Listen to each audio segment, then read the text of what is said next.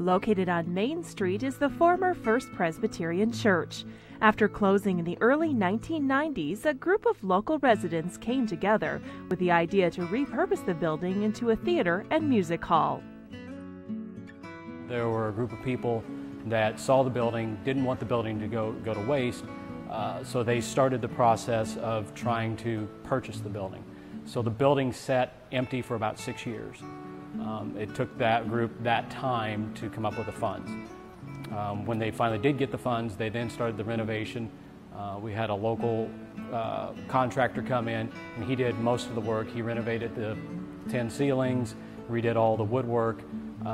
We refabbed a number of things, built the new entryway. Of course, we converted the stage from the altar area.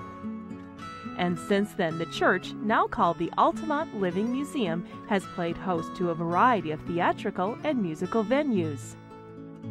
4 times a year, we have a local theater group, Altamont Community Theater, ACT, ACT. We put on a show. Our high school uses this building, so the high school doesn't have to maintain a theater or whatever. And me being the theater teacher, kind of nice that I can step right into that. So we bus the kids up here, and we do 2 plays up here. Sometimes we have chorus. We'll do a show here. The junior high sometimes we'll do a show here. We have some traveling shows that come through, mostly bluegrass. Bruce Kessler and some other people will rent the place, and they will have them come in. We've had rock bands, and we've had all sorts of things. We've actually had one group that came in and we took all the pews out, and they had kind of a dance slash best of the bands type thing. Just a little bit of everything. It is through events, rental fees, grants, and donations that keeps the nonprofit Altamont Living Museum alive and maintained. But we've been lucky enough that we've really lived up to the non-for-profit moniker that we usually are just a little bit in the black. You know, we've never tipped down into the red, but we just keep our head above water, and that's fine as long as we can keep the place going. One regular event that brings people in each week is the Tuesday night Altamont Country Opry. It's a down-home feeling. Everybody is friendly with each other. They all get along, and they come, and a lot of times they get talking so much you can't even hear the music, but that's all right. But it's just down-home music. That's what they like. You know, the days, what they call country is not really country. And so we try to stick to the old tradition. The show itself starts about 7, but probably about 4:30, elderly people will start showing up. There's a pre-show at about 5 o'clock, and it's very kind of laid back. It's more of a variety show than anything else. But mostly it's elderly folks, although we do have some younger folks that come in and listen to the bluegrass and the country. A lot of the people, I would guess 50 to 75% of the people that are here on a regular basis are not natives of Altamont. They're people from small surrounding towns that kind of follow this group as they go around. Chuck Levitt and his wife coordinate the event each week. His Long Branch Band is the Opry's house band.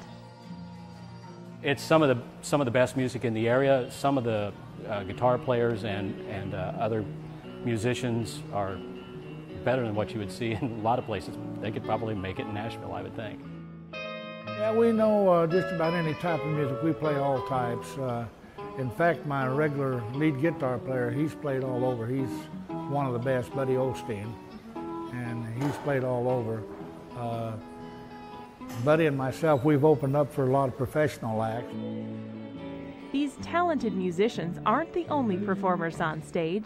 The Opry has an audience participation format, meaning the stage is open to anyone who wants to sing or perform.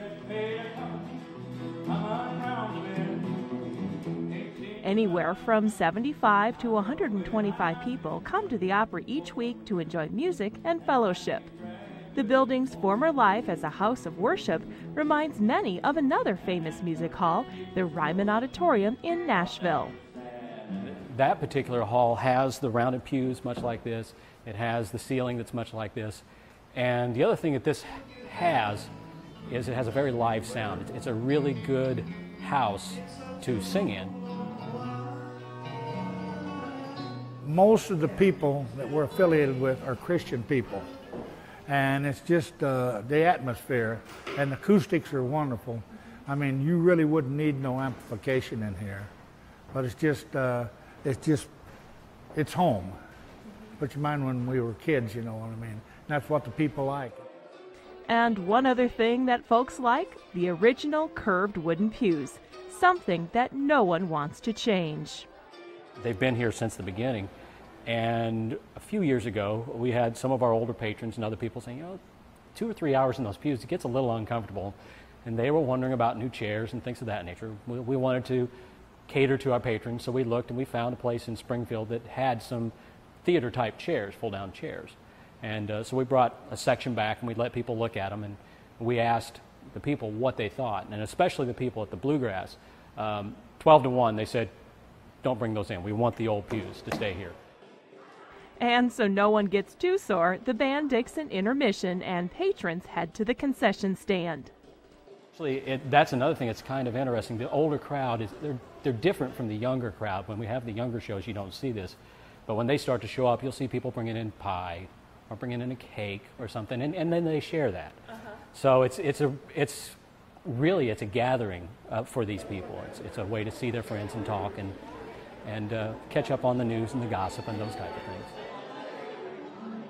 Whether it's the Tuesday Night Opry or other events throughout the year, the Altamont Living Museum provides a unique venue for the region.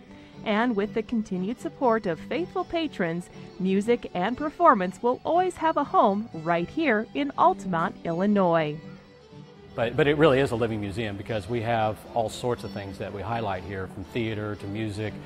It is a showplace for life in our town.